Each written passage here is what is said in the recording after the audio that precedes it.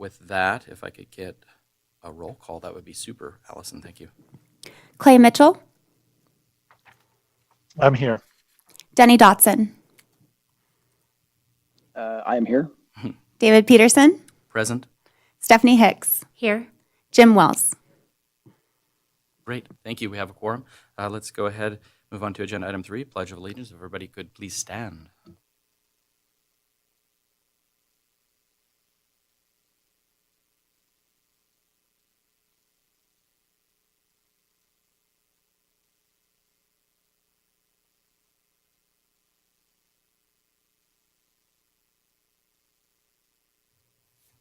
Great, thank you, everybody. We'll move on to agenda item 4, public comment. At this time, the public is invited to comment on and discuss any topic that is relevant to or within the authority of this public body. Do we have anybody on the line? There are no callers on the line at this time. Thank you very much, and seeing none in the room, we'll go ahead and move on to agenda item 5 for possible action, approval of the minutes of the November 30th, 2021 meeting. Everybody, have you had a chance to take a look at those and any edits, changes? Go ahead, Jim. Go ahead, Stephanie. Oh, good, Stephanie. Go. Thank you. I just had a couple corrections I wanted to note on the record.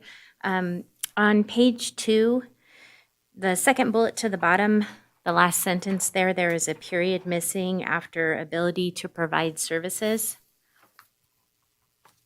Then on page 3, down at that last paragraph that starts with Treasurer Wells, that there's a period missing at the bottom of that paragraph after transactions, and a period after the first bullet after information. On page 4, this is the last one that's a period. The last bullet there, note 9, there is a period missing after times. And then on page 5, second sentence to the bottom, so Chairperson Peterson and Commissioner Hicks in favor. It probably should say were in favor, indicated they were in favor. And that's it. Thank you, Stephanie. Jim, did you have a edit too? Yeah, I have a couple. I have just a couple small ones on page 3, the second bullet. So it should, the biggest change from fiscal year 20 to fiscal year 21. And on page 4, the fourth bullet down under note 7 in the 8th line. It says GAP, GAP. It should be capital G, capital A, capital A, capital P. Governmental accounting, generally accepted accounting standard.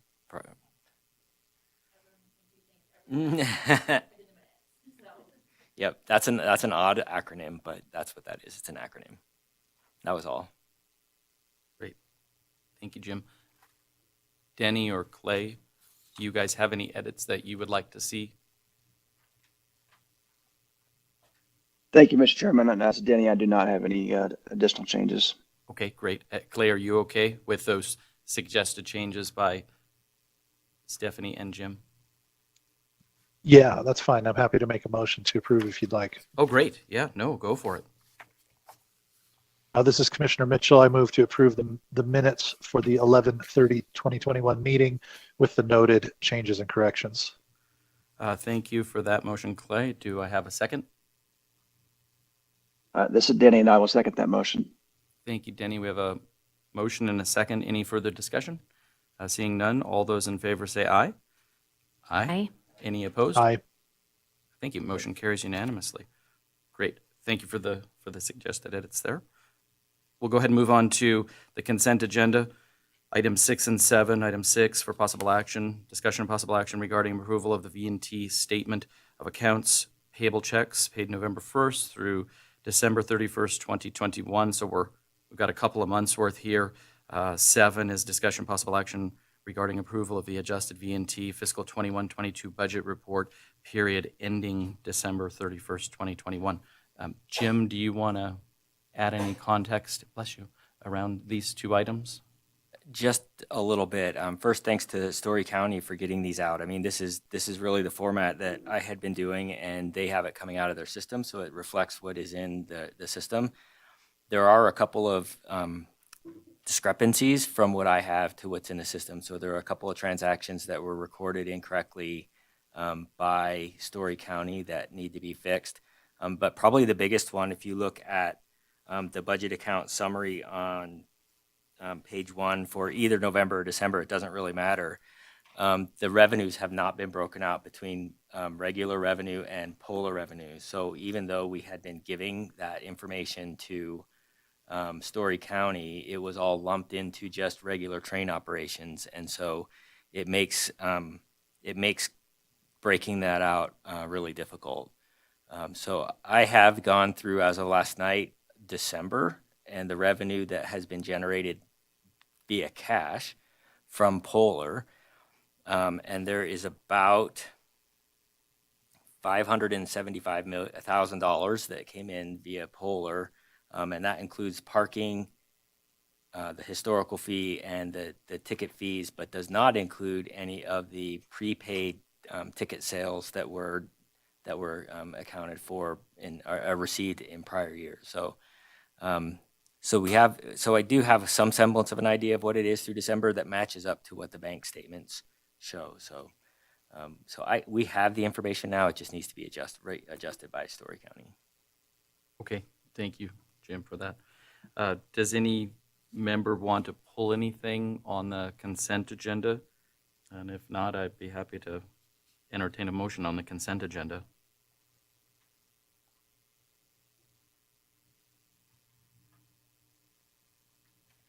Go ahead, Stephanie. I mean, Mr. Chairman, I guess Sorry, Clay, go ahead. I was just going to ask. I mean, we're being asked to accept potentially this budget report, and I guess my question is, that's a pretty significant discrepancy as far as the revenue goes, and I'm just wondering if that's a reason not to accept it or to push it off.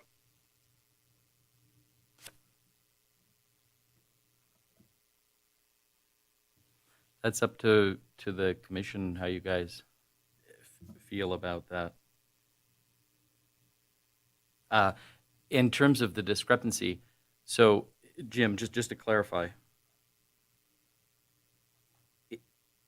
is there other revenue that's in the 655? It just isn't being broken out, so the total is right, but it's that it's not on the individual RGL lines. I believe that the total is relatively correct. I have not gotten a chance to go through the spreadsheets that were sent for the Square and cash deposits that were made outside of the Fair Harbor information. The only thing I've gotten through so far is what's in Fair Harbor. So there are still some things from the Square receipts and the cash sales at the for parking and merchandise that I have not gotten through yet. And so to me, it's relatively correct. It should be probably not January at this point, but it probably will be fixed in February. And then I will have it broken out in the reports that I submit to Allison for January. For the February meeting. For the February Yeah, for the February meeting. Yeah, so Clay, I think the revenue is what we've collected. It's just not broken out on this particular report into those RGLs on the left-hand side. So I do realize you're approving it. Correct. Yeah, based on it all being put into one particular RGL, even though we know it needs to be, JV'd or whatever, it needs to be moved around between the different RGLs. If that makes sense.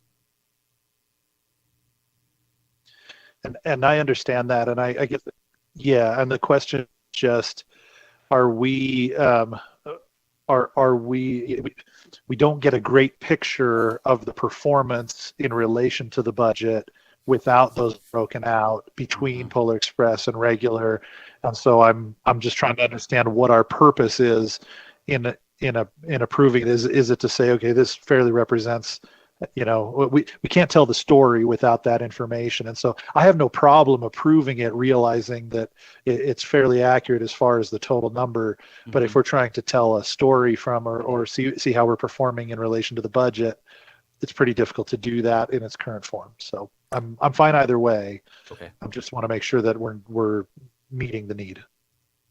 agreed. Mr. Chairman, Yeah, go ahead, this is Denny. Denny. Yeah, go ahead.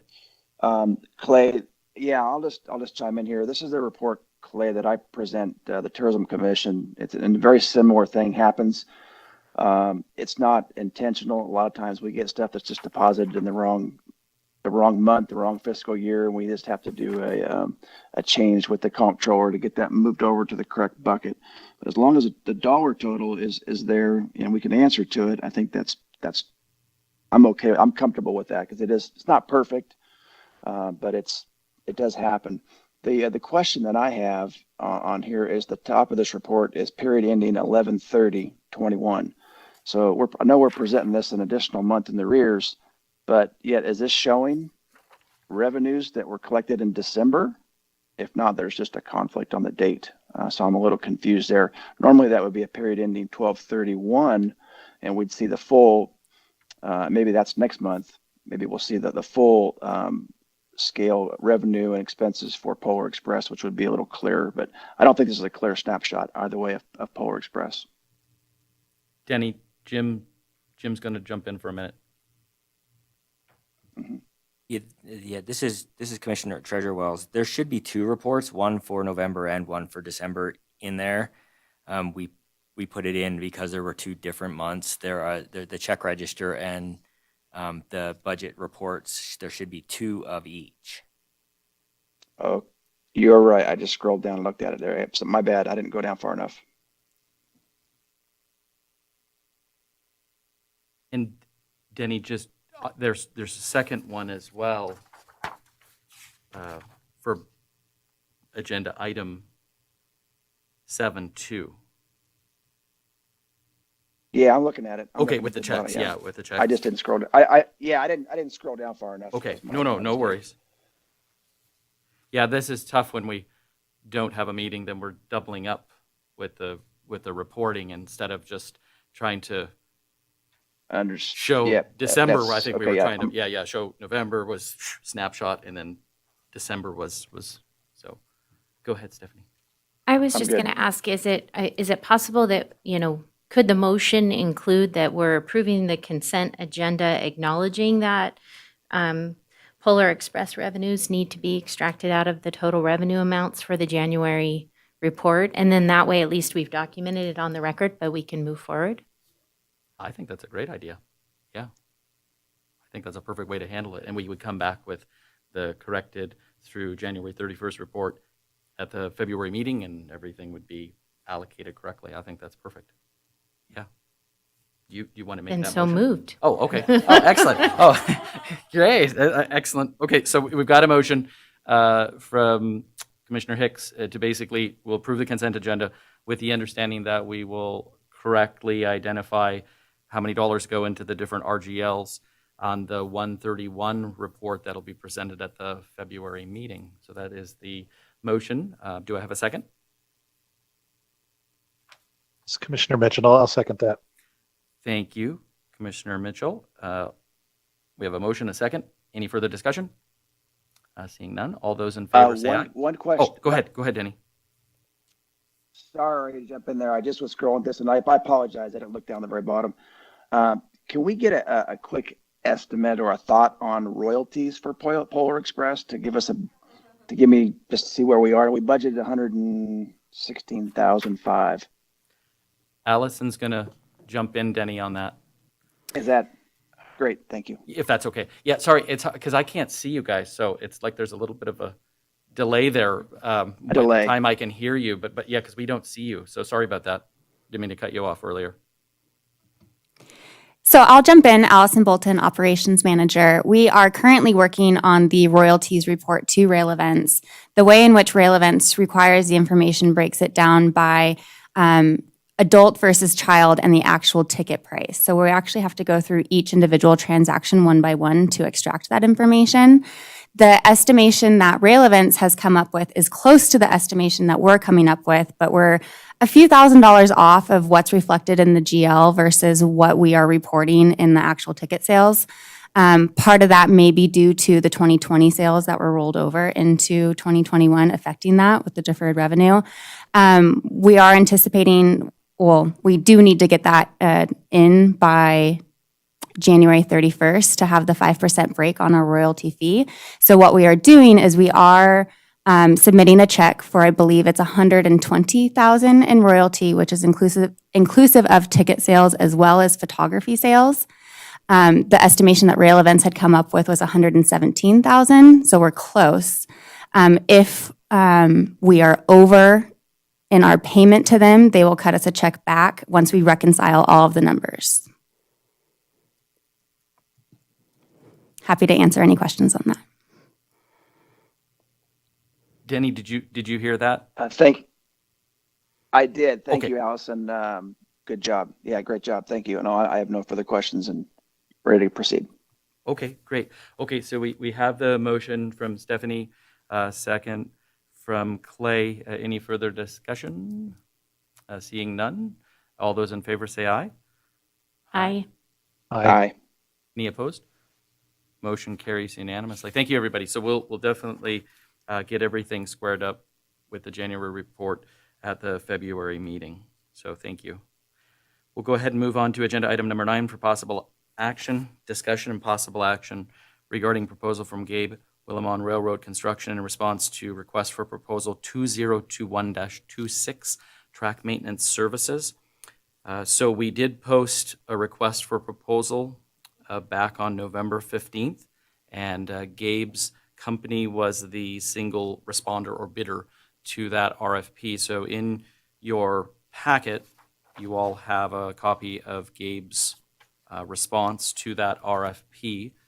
And at this time, if there are any questions from the commission, Gabe is here in the audience, and I know he's just chomping at the bit to answer any questions that anybody may have for him on his response. So with that, I'll entertain any questions for Gabe.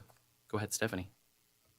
I actually just wanted to say thank you for submitting your proposal, and we're excited to have you, and I was glad to see that you submitted.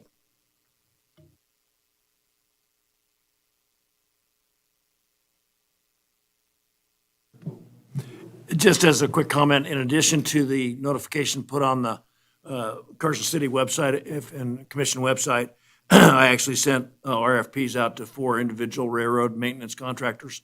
All of those guys are located out of state. And Gabe was saying, I wish they had proposed because their per diem costs would have been double what I'm charging. So in looking at Gabe's costs, I questioned about this and I said, for all intents and purposes, your prices are virtually the same and just a little bit higher than was originally established in 2009. So I think Gabe is being pretty conservative with what he's charging the commission. And again, what can I say? I guess he wants to work for you guys, so.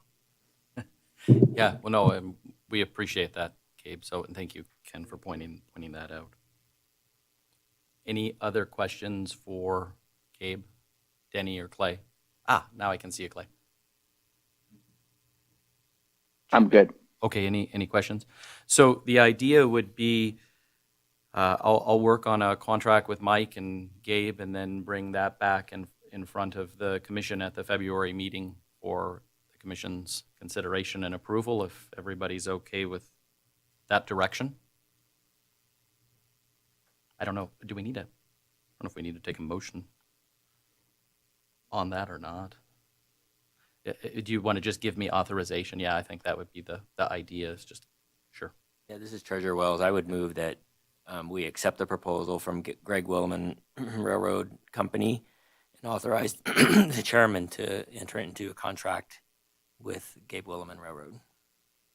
Thank you for that motion. Jim, do I have a second? I second that. Thank you, Stephanie. So we have a motion, and all it's doing, just authorizing me to work on a contract and bring that back in front of the full commission for the full commission's approval at the February meeting. Any further discussion on that? Okay, seeing none. All those in favor, say aye. Aye. Aye. Aye. Any opposed? Great. Thank you, everybody. Motion carries unanimously. Thank you, Gabe, and we'll get crack-a-lackin' on this, so thank you again. All right. Let's go ahead and move on to agenda item 10 for discussion only. These are our monthly non-action items. We'll go ahead and do 10A, I think, Allison, if we're ready to put that up on the screen. So we'll go ahead and do the operations report at this time. Give us 1 second. A technical break for just a minute.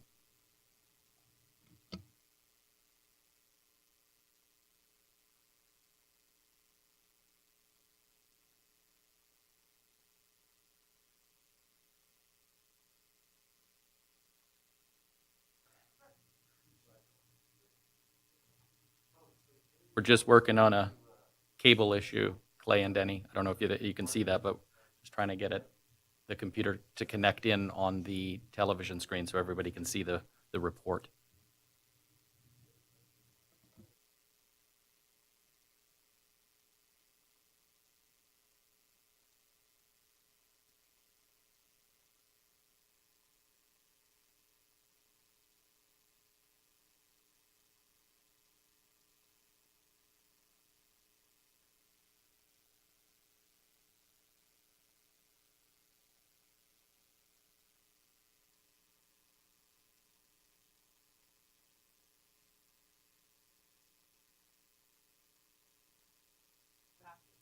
Clay and Denny, do you both have the late material presentation deck in front of you? We'll just continue forward while we work through the technical cable issue. I'm fine. I have the presentation that was submitted and what's on the website, so I'm good. Okay, Clay, you as well? Yeah, same here. Okay, Same here. well, Allison. Yeah, I why- was just going through. I had to rotate all the pages. Yes, yeah. Turn 90, look at it like this. Yeah, okay. I had to Allison, save paper. But we're It was being efficient. let's go ahead if you don't mind. Yeah, Okay, I thank can you, go ahead. Allison. That's fine. Yep. Well, good morning. Here we meet again. Allison Bolton, Operations Manager with Atypical Events. So the last time we met, it was November, and we didn't do an operations report. So essentially today we are looking at October, November, and December, as well as some of our numbers will go into January as well when we start to look at the marketing. So here we go. Of course, we've got our roadmap here, our operations, assets, board relations, and marketing, the buckets in which our team works. So the presentation today will be outlined so forth. And if you do have the deck in front of you, you'll see a fantastic photo of Leah and myself on the closing night of Polar Express Christmas Eve. Very excited. Still smiling, might I add. It looks staged. No.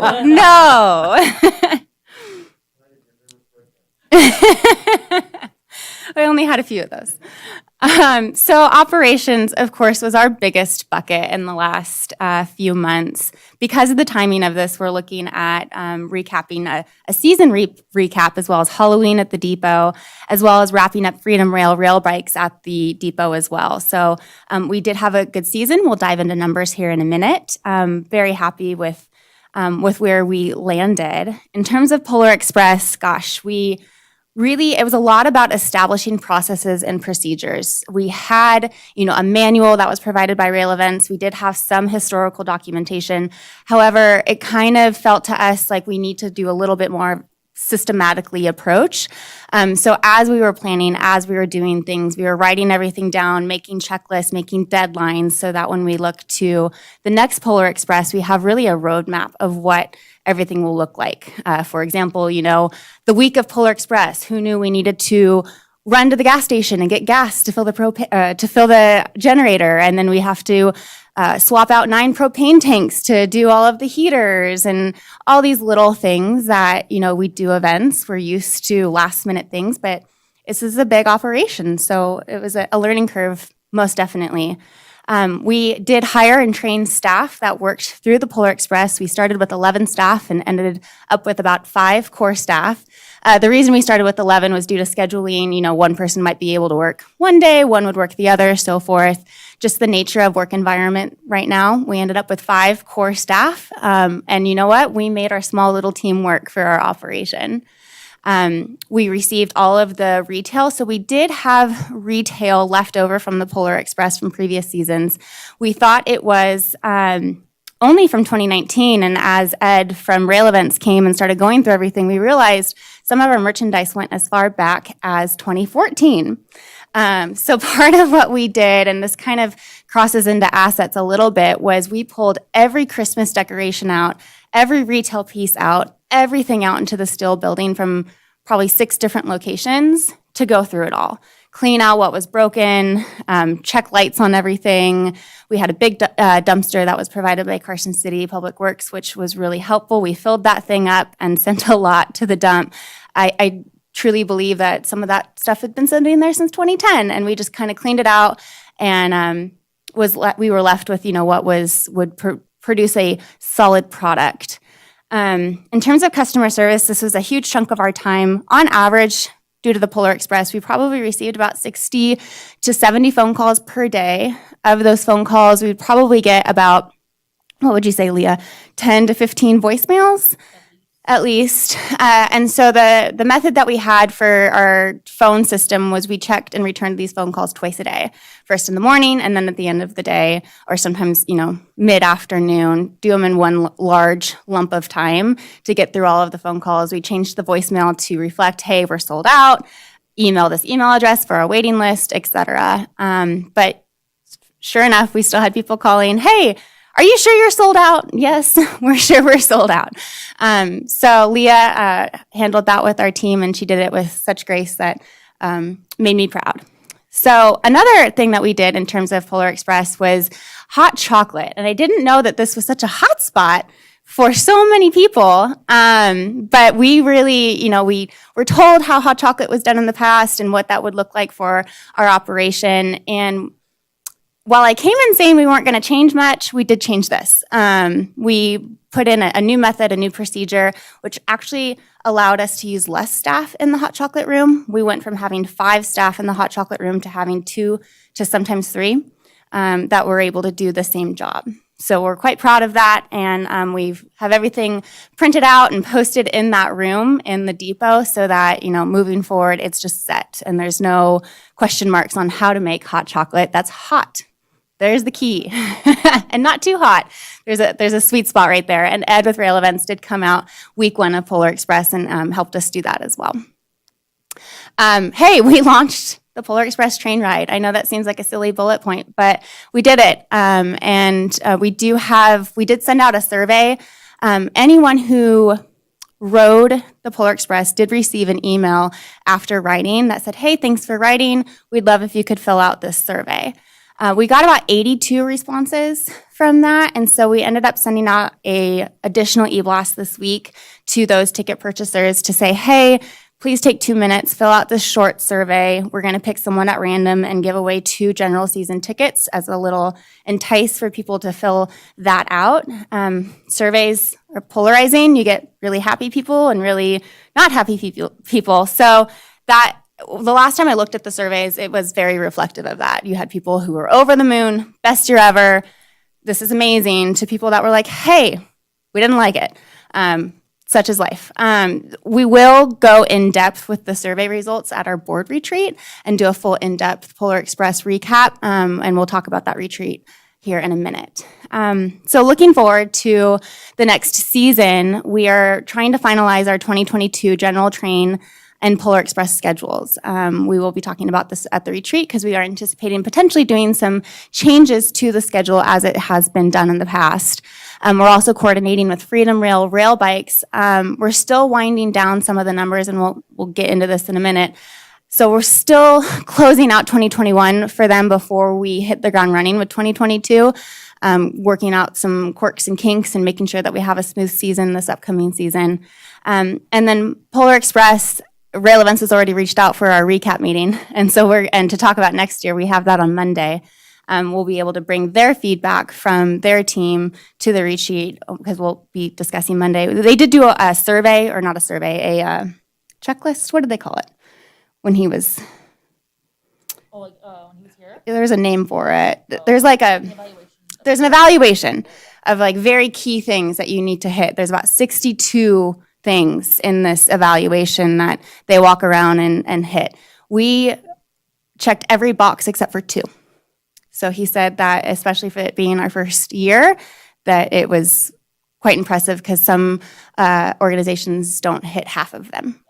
So we did well. It was a team. We are still taking down Polar.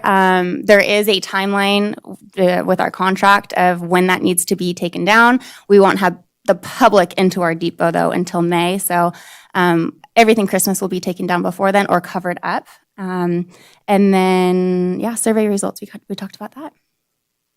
So we're going to jump into numbers here for a minute because the last time we met or that I did a report, we were in the middle of October, so we didn't have actual numbers. So here's our final numbers for our general season and where we landed. We had a total of 1,750 riders, and this would be a gross revenue of 81. I was curious, so I pulled 2019 numbers for the same time period. The 2019 numbers is actually September through October, because since we only ran 1 weekend in August.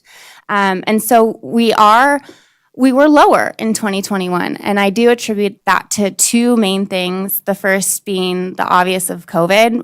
At the time in August, it's still a little sensitive. It's still sensitive today. So I think people are still being cautious. And I do believe that impacted our ridership. I also believe that marketing probably played a part in that as well. If you look at the marketing spend in 2019, there was a significant spend that year. And coming off of the pandemic and not having a revenue, we didn't do heavy marketing in 2021. So as we're looking to the 2022 season, and as we get into the marketing section of the presentation here, we'll talk a little bit more of how we can combat that and get our ridership up through the use of marketing.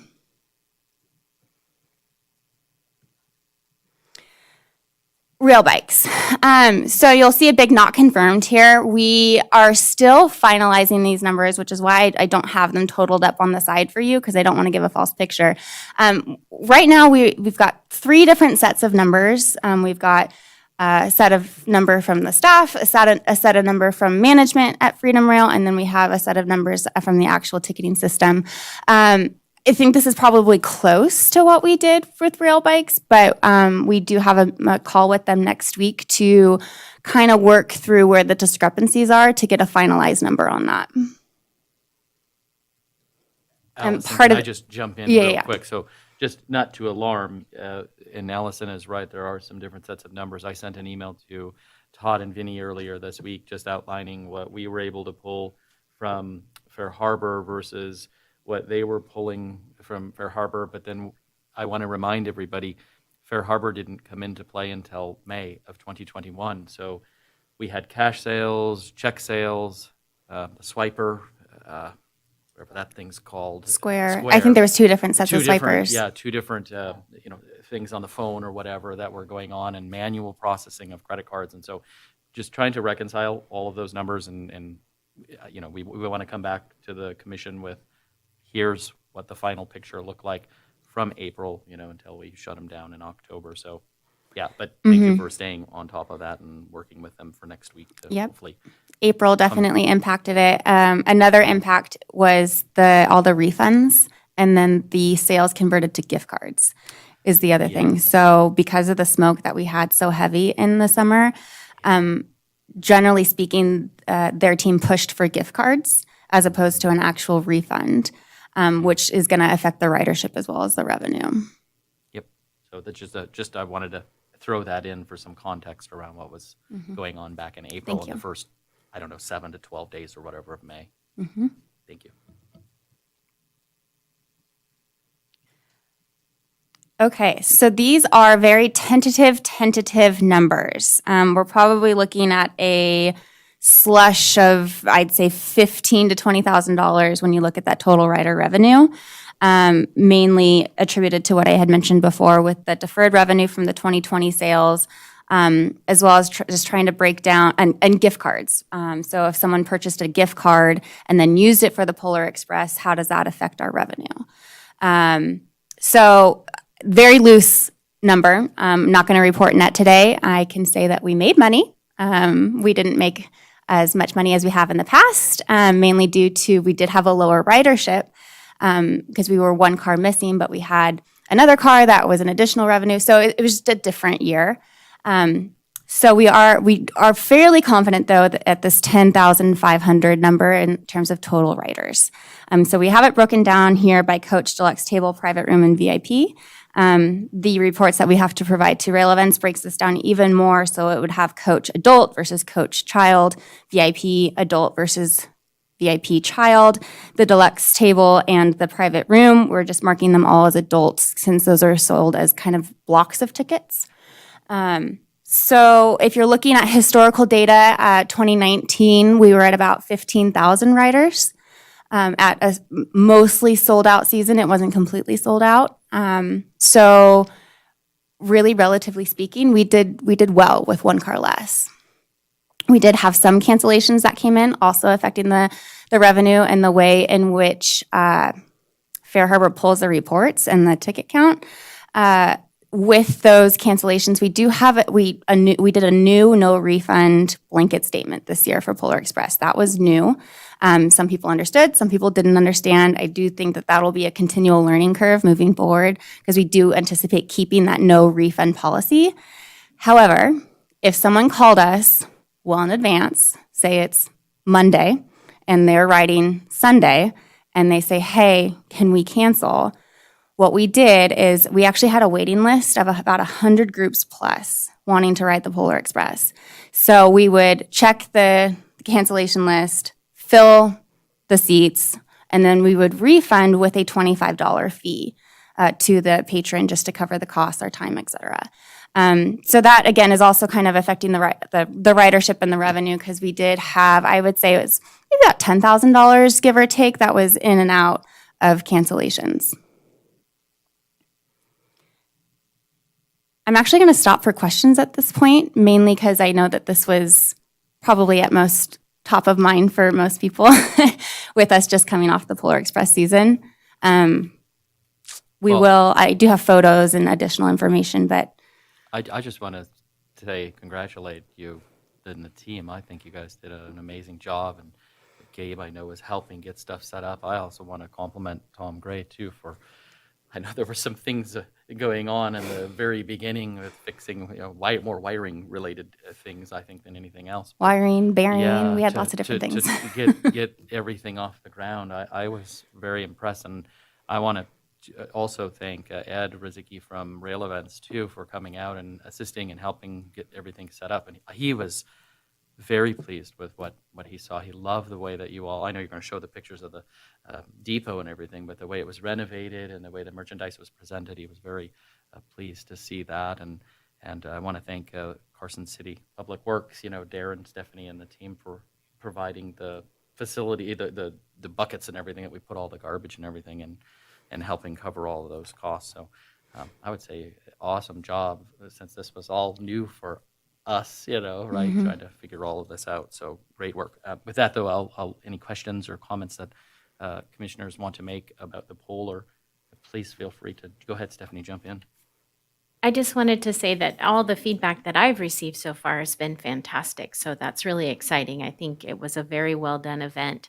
I do know that you're working on a survey because I've seen that go out. So that will come back, I'm assuming, to us at a later date. Mm-hmm. Yes. I think for the workshop is what we're hoping to provide some detailed results back to the commission. Mm-hmm. Yeah. So any other comments, or if not, do you guys want to proceed? I can keep going. Sure. Yeah. Go for it. I know not everyone had a chance to ride, so I did want to include just some photos of the actual cars themselves. So on the left, you have what was our new offering this year. This was the deluxe table. The way that we sold this was you purchased the table as a whole, and in the description of the sale, we said that it comfortably fits 4 adults.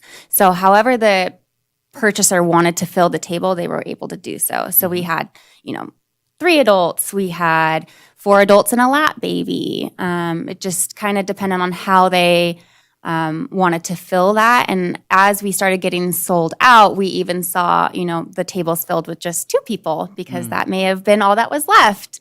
Wow. But this was a really fun offering because only 40 people can actually fit in this part of the car. So it's a very intimate experience at a price point that's less than the VIP experience. So it was a good middle of the road. We called it our deluxe coach. Now in the back of this, and I should have included a picture, was what we called our private room. The private room was part of the deluxe offering, which included just kind of an easy cup and a bag, which was the gift for the deluxe. Now when you're in the VIP, you get a VIP mug and a VIP bag, which is different. What we did find with the private room, it was the very first thing to sell out. It fits 15 people. Wow. And we most definitely could have charged more. Secondly, we saw a lot of our VIP patrons choose that offering, but then miss their mug. So what we're looking at, and we can talk more in depth at the retreat, is actually flipping that room to a VIP experience. So you do get the actual VIP mug and so forth, charge it at a higher price point that would be more equivalent to the VIP offering. VIP car only fits, we can only sell 30 seats per run. So it would be, I believe, a no-brainer way to increase that revenue and the experience for our guests. The photo on the right is your coach, and the back there of that seat actually flips forward or backwards. So you can either have it as a foursome like this, or you would flip that seat back over, and then you would have, 2 parties of 2 or 3, depending on the size of the guests. Also new this year, and I don't know if you can see it, is in the middle of that coach offering, there's a little metal cup. It's a cup holder technically, but we did have those for our general season. Tom did install these with this last new season. It made the cleanup so much easier. People just naturally put things in there, and so when we went to turn the trains, it was really fast. So kudos to Tom on that for adding it. It does say V&T there, just a little hard to see. Here's our transformation of the depot. So we did bring in an event producer that we work with who gives us really great nonprofit rates. And so some of this is our own decor, and some of this is decor that she brought in from her warehouse that she did before we launched and then has now since taken it down. So I kept hearing that one of the best polar seasons was when we were under the big top tent. This is before the steel building. We had we still have the tent actually, but just the feeling of it was fun and nostalgic. And so that was kind of the vision that we were going for here, was that you are under a big top tent. We also took a lot of these old, they were old, these lights on the wall. And at first we had them we're getting rid of these. And then I said, I want Griswold Christmas on the wall. And so we had some volunteers come in. Actually, my sisters came in and did this at no cost to the commission, and they probably spent about a day just putting all these lights up on the wall. It became really a kind of what we call an Instagrammable moment, which is what we try to do with all of our events. We create different vignettes within the venue where people want to stop and take a picture. So that's the top 2 here. We hung a blanket, which was for sale. A lot of people took photos there. And then a lot of people took photos in front of this wall. Because it did take a significant amount of time to put up the wall, we're actually going to just cover it with pipe and drape for the interim season, and then just take the pipe and drape down so that we have the wall for next year. Save some time there. And then also, I don't know if you can see on the bottom right photo there, you can see a new desk or counter. So we did have old counters there that I believe were from an old Dillard's makeup counter that we had in the depot. My husband came in and actually built facades around that with metal and wood to just kind of elevate the experience while using what we had instead of, buying a new 20-foot counter. We just covered it with some material. There's one of these counters in the front there, and then there's one in the back. You can see it underneath the screen there.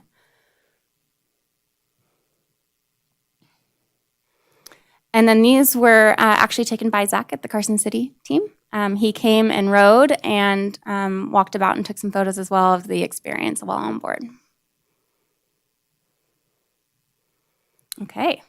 assets. We did have a few things pop up in October, November, and December. One of the things that our team is working to put together is a facility transition manual. Just kind of, here's the quirks about this building. We had the power go out night one of Polar. We had a handful of things happen. We are bringing in an electrician to look at a lot of different things, but we put on a routine septic pumping schedule. It was a little bit more intermittent, kind of as needed. Hey, it smells, let's call the septic. We put us on a schedule moving forward. Same with propane. It was heater's not working, let's fill the propane. No, we got everything on schedules. We are working with, which company did we go with for snow removal? Armac. Armac helped us with snow removal. They came out and they did the parking lot as well as shoveled the area in between, like the walkway areas, and they shoveled the actual ramp up to the trains, which was nice. And then part of one of our fun Polar experiences was the septic had quite the smell. It didn't, and this did happen during the summer, and the response from the septic company was, okay, it's hot outside, it's heating up, etc. Well, it was not hot outside, and we had just pumped it, and it was still, you could hear our guests talking about it.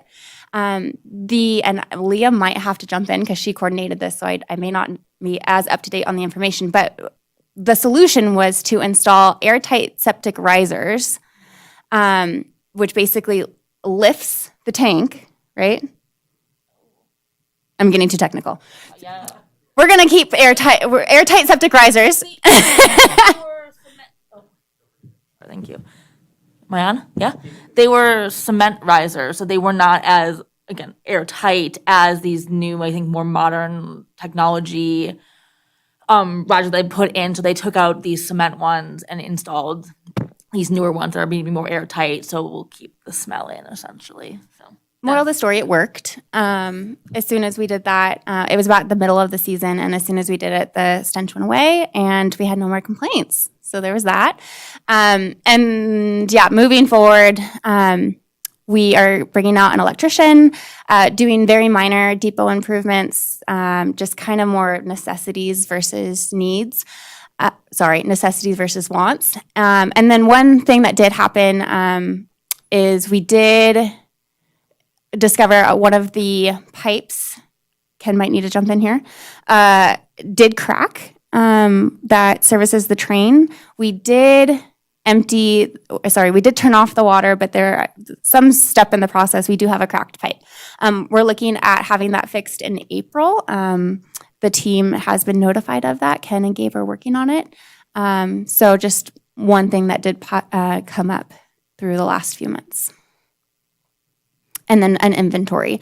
So Carla Wilson with the Lollipop has done an inventory of everything that she purchased. And then we're going through and doing kind of a double back on it as well, cross-checking her list with our list, and then doing a final inventory of our retail, and also doing an inventory of all the decor that we have, so that, moving forward to next year, we can have more of a plan when we're setting up decor, as opposed to let's put everything in the middle of the building and put it up however we want it to look.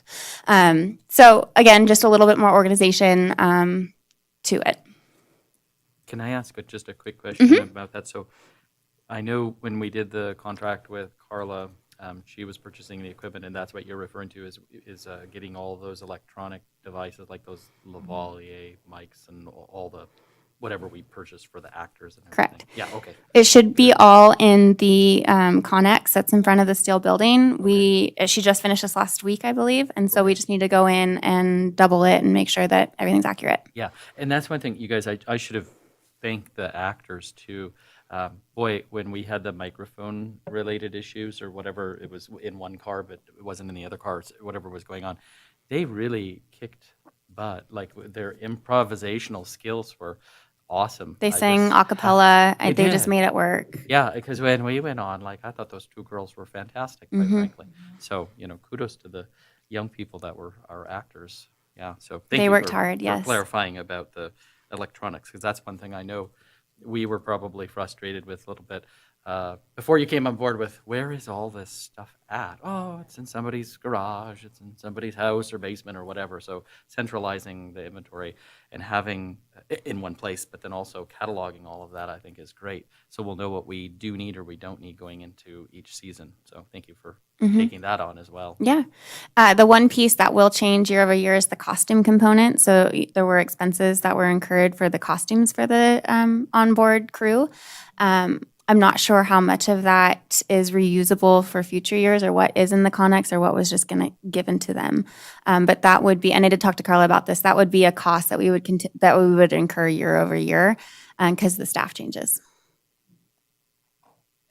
Sorry, I didn't mean to hog the microphone, but any other comments or questions? Okay, go ahead. Great.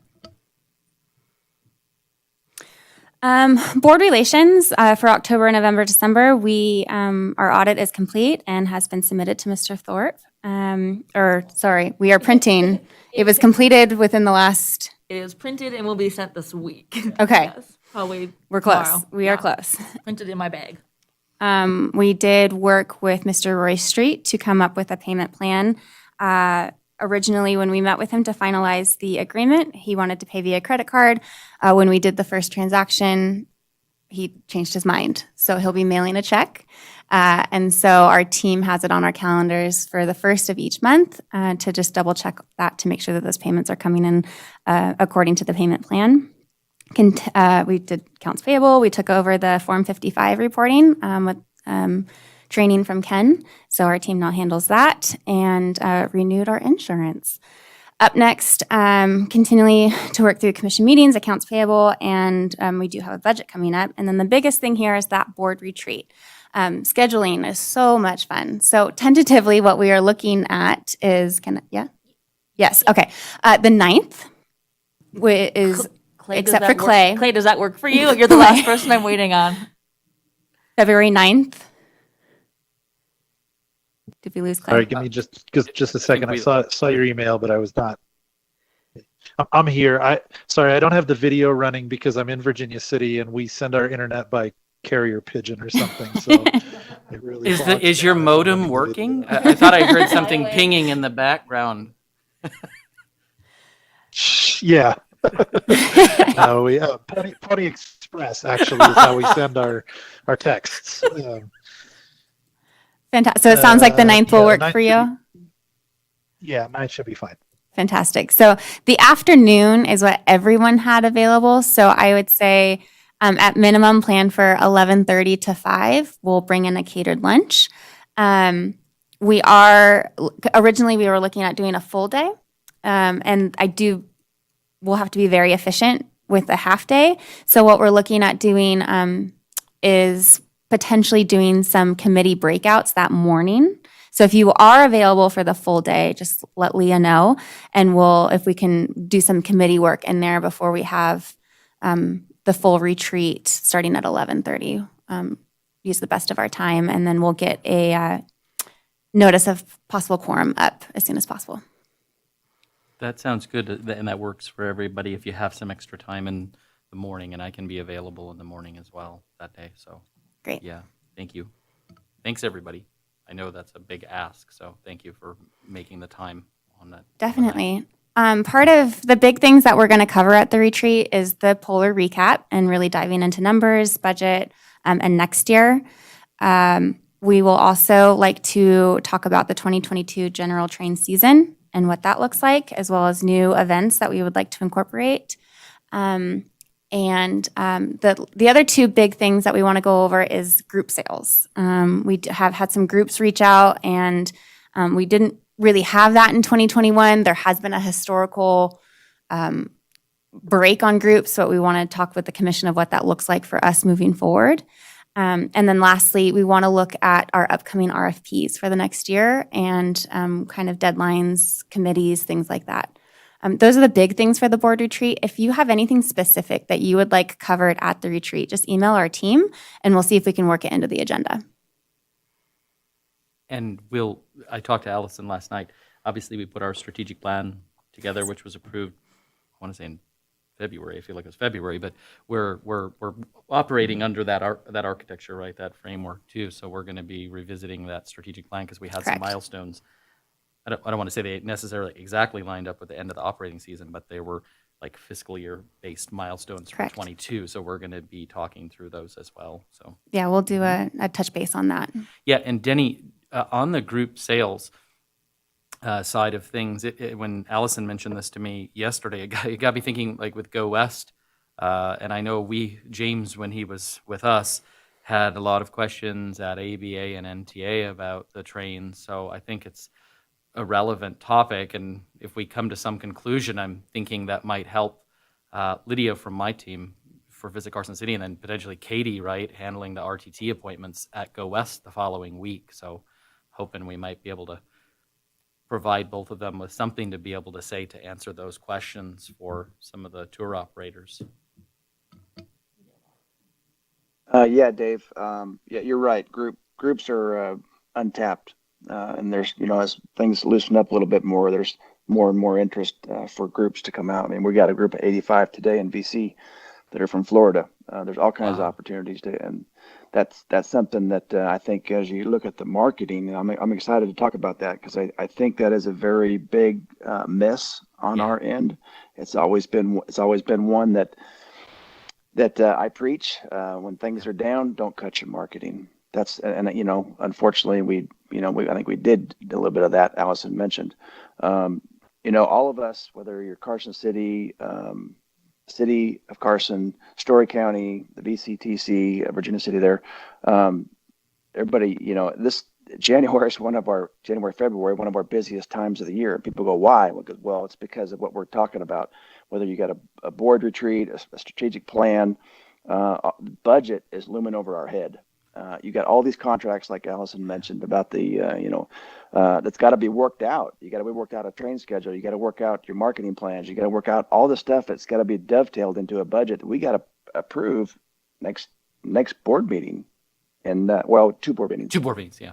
In March. March. So it's like there's some stuff. So Yeah. I hope that the commission understands that we all can focus, and I think there's some meetings that I can adjust to be available all day because it's that important that we spend the time right now, because we're going to reap whatever we put into it now. We'll reap down the rest of the year. So that would be my comments. But great job, Allison. I'm proud of you. Good first year. Yeah, no, thanks, Denny. I echo what you said. We're in the throes of the budgeting, and already we're discussing media planning for July 1st through next June, 2023, earlier this week, in anticipation of, you got a lot of political stuff going on too, right? So there's a lot of dynamics with just media buying and from a general standpoint. So no, I agree with what A you great just said. segue. Sorry, I said, "Read a great." No, I promise I won't say anymore. I won't steal your thunder. No. And Denny, don't age me. It's only been 6 months that I've been with your team. Not quite a year. We can talk about my year review when it comes to May. Okay, so marketing. Fair enough. I've been in marketing for about 15 years, and Polar Express is a funny little animal because anytime I would put any sort of marketing out there, it almost, to be frank, came back in my face because we were sold out.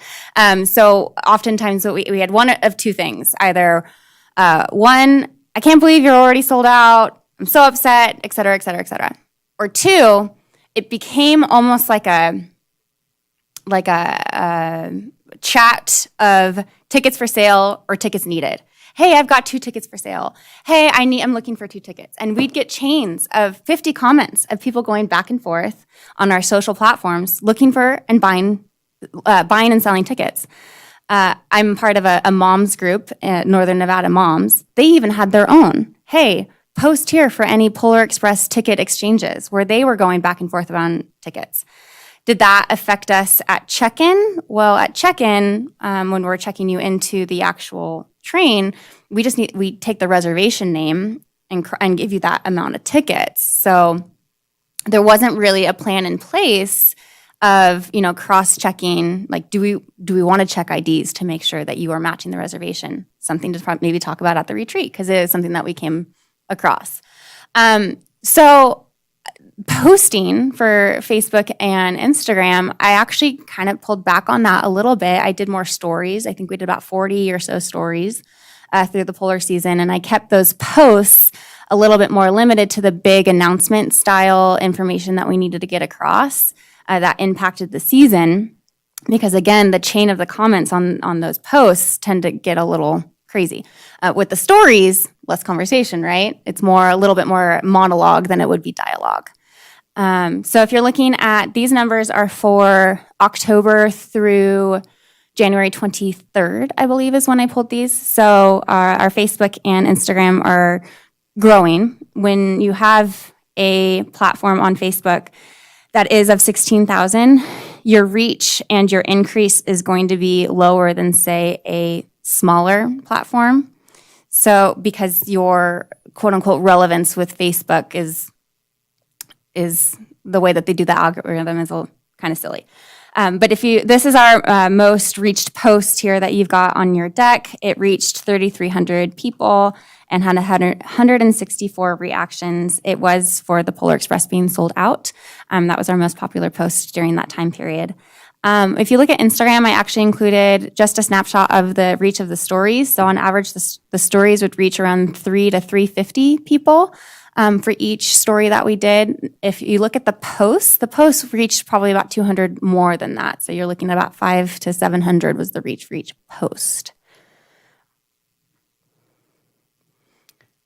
And then website. And before we jump into website, so you'll notice that PR and advertising isn't on the deck this month, and that was because I pulled the buy for Polar Express. We did have a buy. The original budget was, I can't think, it was several $1,000s. I kept kind of paring it back as ticket sales went up and up, and then we sold out in October. So I actually pulled the buy and didn't spend that money on the marketing. And I didn't need to do much PR really at all. So I don't really have much to recap on that for this report. However, as we talked about with the numbers of 20 for the general season versus, historical data, marketing for our general train season, I do believe heavily impacts our ridership. Now we have $40,000 in the budget that we haven't tapped into by the end of the fiscal. So what we're looking at is we'll have our schedule ideally confirmed by the end of our retreat on the 9th. We will go on sale the following week, which will also correlate with an ad buy of 35. I'm reserving 5,000 for boosted posts, individualized things, so forth. Part of what that buy includes is outdoor, digital, radio, a little bit of TV, and you're looking at it heavily February through April, because once you hit April, it becomes the political season, and the pricing is quite higher, and we're essentially priced out. So we'd be looking at a little bit more digital at that point in time. So we're hoping that will, especially if we are making changes to the schedule. Historically, we've always ran every weekend, May through October. If we do change that schedule, marketing is going to play a huge component in getting that message out there. The marketing committee would be the one that will actually approve that budget, buy in and of itself. So that would be David and Denny. We'll actually see where we are buying that those placements, and they'll get the sign off on that. Yeah, and I just want to jump in. That's important for Denny's group and my group as well, because we have our own dollars on the DMO side, and we want to make sure that we're working collaboratively, right, with the buy that Allison and her team would execute, so we're not cannibalizing each other's, driving up our own keyword costs or our display costs. Correct. And everything. And we're right in the middle of planning out. We are. I guess we've been in this mode since the first of this year, as far as getting us through June 30. So the timing of this month is important, so we can put the right resources behind these changes that are going to be proposed for the retreat as far as scheduling.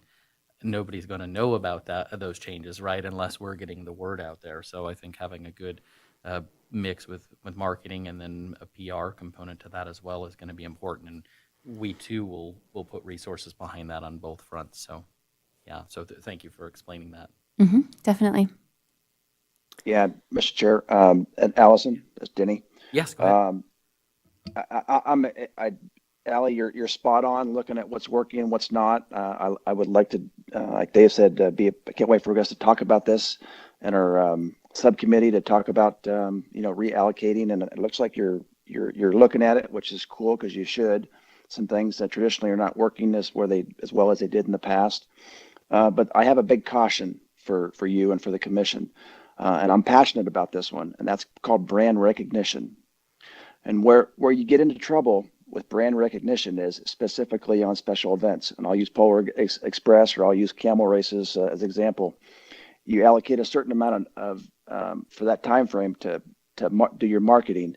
You find your ticket sales, especially this last year with the pent up demand, doing very well, and you just cut it. What you're doing, if you think about it, is you're cutting your brand, your awareness out there. I'm very big on that. That's one thing I just do not cut, like I mentioned earlier, on our marketing. So I want to make sure we're reallocating those dollars. Whatever we decide to spend on marketing, I want to spend it because there's nothing more important than our name, our brand, and that top of mind for our consumer. So that's all I got. Denny, agreed. I agree with you 100%. You're doing that right now for VCTC. We're doing that for Visit Carson City as well. So we need to stay top of mind for people, as a destination. So and I agree with you about the V&T as well. So I'm looking forward to the conversation next month about this, so we can kind of see the plan to roll all of this out. So Yep, definitely. I should have actually the plan by the end of this week, ideally. So I'll get that over to the committee to look at, and we can set a meeting to discuss that in detail. And Denny, yes, you're completely right. That's why I only reserved the 5 for, say, one-off special boosting for events and so forth.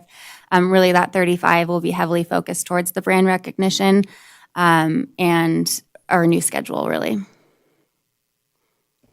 Right on. Okay. So website, and I want to thank Clay for really, pointing out us to drive in deeper on some of these numbers. And so we did reach out to Anto's agency to identify, why was our revenue at 0? And it come to find out there were 2 different accounts for our Google Analytics. Shocking, I know. So we were able to identify the correct Google Analytics account that was tapped into the correct handles or toggles on our own website to get more accurate numbers. So here you're looking at on October 1st through January 23rd time frame. So 46,000 users and then 212,000 in revenue. These numbers are showing a decrease because of when I pulled it. So if you're looking at a January versus November, it's going to look like a decrease. So that's hooked into our Fair Harbor. So anyone that went to our website and then clicked and purchased something, as opposed to going direct to Fair Harbor or to our ticketing. You got your page views there and your unique views. The difference there is that your unique views is going to be, one individual that's going back to the website. Your page views is going to be maybe that individual went back a second time or a third time. So that's why those numbers are different. Top channels is not surprising based on what we just talked about in our marketing. Organic search is 57%, which is, I'm not surprised. And you'll see that orange paid search is nothing because we're not currently spending anything on search. So when we look at, by the next report, you'll see that orange get a little bit larger. You'll see new visitor versus returning visitor graph there, and then the city breakdown of our users, Reno being number 1, SAC number 2, San Francisco number 3. And surprisingly, Carson City number 4. I guess we need to do better in Carson City. I want to beat Reno. I think I know a guy. Can I just make a comment? Yeah, So yeah. I like to see the new visitor. I mean, that's actually a pretty big swath, 80%. So that's good, I think, for us in bringing new people to the website. A question and I don't know what the setting is, but on the unique page views and then versus page views, does that reset the person on a 30-day? Like, I don't know what our website is set up to be. Is it on 30 days or? So the response from Antos Agency on this was it's not a set reset. Okay. It's not a set reset. It's the Okay. cookies. So Okay. I don't know if They you've clear 'em, noticed. then they're Correct. new. I Okay, don't know if okay, you've noticed when okay. you go to a website and it's, you have to accept or reject cookies and so Yeah. forth. So it's going to be on an individual basis Gotcha. of how your own IP address is set up. Okay. Thank you. No, those are good numbers. Any comments, questions on the website numbers or anything? Good. Nice. Nice work. All right, a little bit longer presentation today, but we had 3 months to cover, and I'm happy to answer any additional questions. Any final questions, comments for Allison and team? Well, good job. I'm good. Okay, no, well done. I'm looking forward to next month's meeting, so that's wonderful. Excellent work. All right, we'll go ahead and, we're not going to have a 10B attorney's report. Mike is not able to be with us today. He's recovering. He's under the weather. So we'll go ahead, Ken, and move on to the engineer's report. 10C, please. Ken Dorr, take it away. Thank you, David. Yes, for the record, Ken Dorr. First thing I'd like to do is introduce Kent Hanford, and I'm going to ask Kent to come up here because I want him to babble a little bit. Kent and I have worked together on this project and other projects for about 15 years now. Kent was responsible for the construction management and making sure the railroad track got built on all of the railroad track except for the Oberman Pit project. So he's been involved in this project since 2008. Kent also does our annual bridge inspection and supervises our overall structural inspection, which are done also. Kent is the owner of Hanford Consulting. And the reason I want you guys to, some of you met him before, but I don't know if Allison and Leah have. And I want those guys to exchange contacts because if there's some issue that comes up that I'm not available, Kent is the guy to go to. So one of the reasons I wanted to bring him up here was to introduce him a little bit. Again, this is the most boring part of the meeting is talking about maintenance because we don't like to do maintenance and all it does is cost money. However, it is, I guess, somewhat important. We did complete our annual inspection reports, which was basically supervised, and Kent did 95% of the work. And I've got copies of these, and I'm giving those, as Allison knows, to her because under the federal railroad regulation requirements, there's some reports that have to be filed and subject to review and audit on demand by the FRA. They don't want to look at them. If you have a problem, they're going to want to see, have you been doing your track inspection reports because you just had a track problem? And we're normally required to keep a number of these reports for 2 years, track inspection reports, our crossing signal inspection reports, and I think it's also 2 years for the bridge inspection report. The bridge needs to be inspected by federal regulations once a year, even though NDOT inspects it twice a year. Congress, in their wisdom, when they passed the law back in 2009, required that all railroads do an annual bridge inspection and do an annual bridge maintenance program, if you will. We've been doing those all along. They didn't make any exemption for tourist or excursion railroads or low-volume trains. So we're stuck just like the Union Pacific is, except we have a few less bridges than they do. That being said, we'll pass that on. Also, I've got a copy of this Bridge and Structures Management Program, which is, again, on the bridge side anyway, is required by the Federal Railroad Administration that we keep a copy available and updated it as required. It's got some who's responsible for what lists in there and a lot of other information. So that's something also that we're going to pass over to those guys. And I think just a hard copy at the depot. We also included the structure and bridge reports as well as the track and signal reports from 2020 because I don't think those ever got filed away properly. So now we're copacetic. We have 2 years worth of reports. Kent, do you want to talk a little bit about what you did on the bridge and what's your inspection involved there? Certainly. Is this on? Hit the button. Is it turning green? We might have to pass on Mike. righty, thank you. Try that one. All right, yes, as Ken mentioned, my name is Ken Hanford. I performed all the inspections for this year as the previous years. Like I do annually, inspecting the bridge, I visually look through all the components that I can get access to. NDOT performs their inspection every 2 years, to which they go and they shut down the traffic. They have man lists and they can access some of the substructure that I don't get access to by myself. So all my inspections are from the ground or from above. But I just do a thorough walkthrough, looking for anything that might have occurred, over the past year. Part of the requirement is also that I observe live load. I observe the train crossing, so each year I coordinate with Tom Gray, find out when they're going to be passing through there, and observe that as well. From right next to the track, I'm literally looking right down the bridge as the train crosses. Just again, part of the requirement. So again, so far we've been able to keep up on the maintenance for the bridge. I think it was 2 years ago they went through and kind of refreshed some of the coatings on the top surface that have been weathering.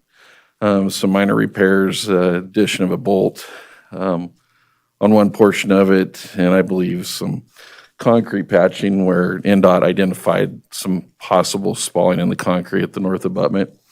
Gabe was able to make those repairs. Again, I believe that was 2 years ago, and we haven't found anything since. NDOT did not perform their inspection this past summer. I don't believe they specified why. Staffing, COVID, I'm sure one of the two, but they are scheduled to be back in 2022 to get current on their inspections. We'll look to see if they identify anything. We're not really expecting anything at this point. That bridge was built very well. Ken and I were both present during that construction, and that bridge, I believe, is going to suffice for many years to come. But again, we'll continue to keep an eye on it and make sure that we are current on our required inspections. Thank you, Kent. I personally appreciate the work you're doing on those inspections. Could I ask you a couple of questions? So when NDOT goes out and does those two inspections that Ken referred to, are you there at the same time? Like, do you guys talk to one another, or? We do coordinate. Okay. Typically, they will be there for a longer period of time. Okay. I do speak with the head inspector before they go out, Gotcha. so I know when they're going to be there. Liability-wise, I can't go up in the man lift with them, I see. so I can't get the same perspective Yeah. that they have. Okay. But we do coordinate. We talk about any issues that we might identify or even just be curious of. Mhm. So, but yeah, we do coordinate. They finish their report. They typically send it over to me. Okay. But yeah, there is coordination to that before their inspection occurs. Excellent. And we're not, it's not incumbent upon us if they weren't able to inspect last year. It is That's not. on them. They do their own thing. and- Correct. Okay, cool. That's correct. Okay. Yeah. So do you feel good? I mean, with the track, the structures, I know we had some things with the signal crossings, where stuff was broken off, or, all these things that were going on. Are you comfortable then with the track and the structure, the signal crossing situation that came up? Are you comfortable with That the part I'm not repairs? familiar with. The The crossing. Linehan situation? I mean, you're all good there with everything that's been done, or? With that one, I'd have to leave that one to Ken. Okay. Yeah, I'm gonna talk, we have some work coming up to do on the track, but basically we're in good shape. There's always a little spot here, there's an issue here, and, things we need to address and things that come up. But, again, nothing unusual. I mean, if you look at, the big railroads who have billion-dollar budgets like the UP, they still have little problems, and they need to work on them and keep after them, and sometimes they have to slow order their track, or if it's real bad, they take it out of service, or God forbid, they have a whole lot more derailments you never hear about. And we don't have those, thank gosh. Yeah, no, agreed. No, I think you guys have done an amazing job. So, yeah, thank you. I just wanted to say thank you again for the work you all are doing. So, good. Any, and I'm not cutting you off, Ken, am I? Sorry. No, I actually had a couple of things Yeah, I want go to ahead. talk about. As you probably are aware, we had a certain amount of maintenance way planned with Gabe, maintenance way work. We did not get done what we wanted to do. One of our bigger priorities was resurfacing and lining the Overman embankment. There were some equipment issues, so we didn't get that work done. And we're hoping to go ahead and proceed with that this spring, once the equipment is all running again. And that's going to involve basically surfacing and picking the track up, doing lining, and then reballasting, and then probably coming back once we get traffic on it and resurfacing it again. Because when you line and raise track, all you're doing is placing it. What really puts it in place is the train traffic. So we know we have to do some work there. The track is safe. It's under a slow order right now of 10 miles an hour, which is minimal restriction, but we need to keep working on that. That's going to keep settling over the years. One thing I looked at, we do a ultrasonic rail inspection every 4 years, and I think we're due, I don't think it's this year, it's going to be next year, I believe. And that's a cost that I'll look into.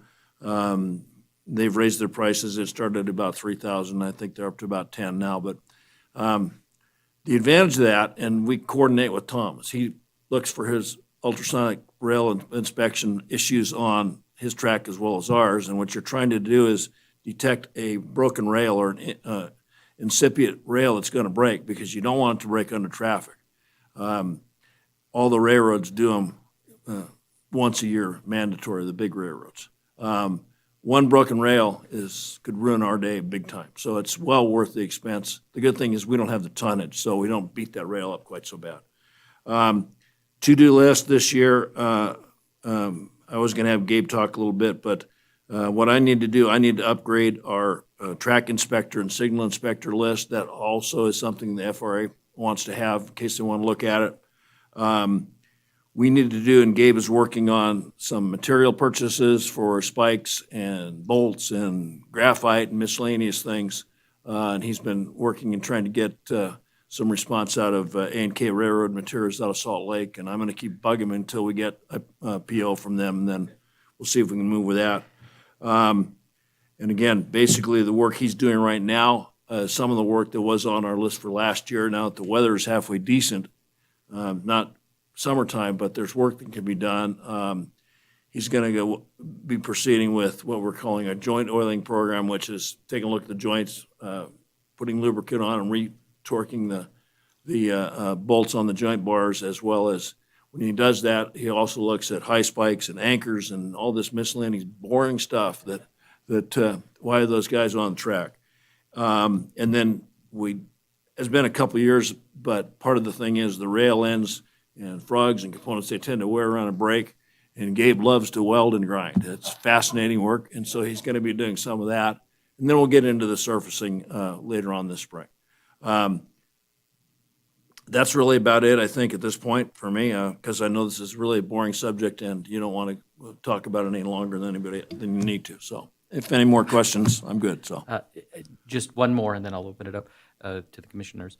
But do you see anything that would prevent us from starting the trains up Mother's Day weekend? If No. Okay, good. Okay, I just want to be sure that there's nothing that would impact our ability if that's when we choose to start the train. So good. No, thanks, you guys. I appreciate all the work you're doing to keep everybody safe when they're on the track. So any questions from my peers for Ken or Kent or Gabe? All right, good work. Thank you. Oof, easy. You got away easy. wake up, you guys. I know I'll put you to sleep. So. No, I heard welding, and if you've taken, I'd love to be up there welding something. That'd be awesome. All right. Yeah. I'll take you up. Yeah, there we go. There we It's go. really boring. Yeah, I know, but my wife won't let me do it at home, so I should burn the house down or something, or the garage at least. All right, let's go ahead and move on to 10D. So our next official V&T monthly commission meeting is scheduled for February 23rd at 9 a.m. Wednesday, so mark that on your calendars. Allison already addressed the potential retreat on the 9th, so I won't say anything more about that. We'll go ahead and move on to item 11, commissioner comments and announcements and requests for information. We won't take any action on this, but do any of the commissioners have anything they want to bring up at this time? Nope. Denny, Clay? Nope. I'm good, thank you. Okay, one thing thanks. that, oh, sorry, Clay, go ahead.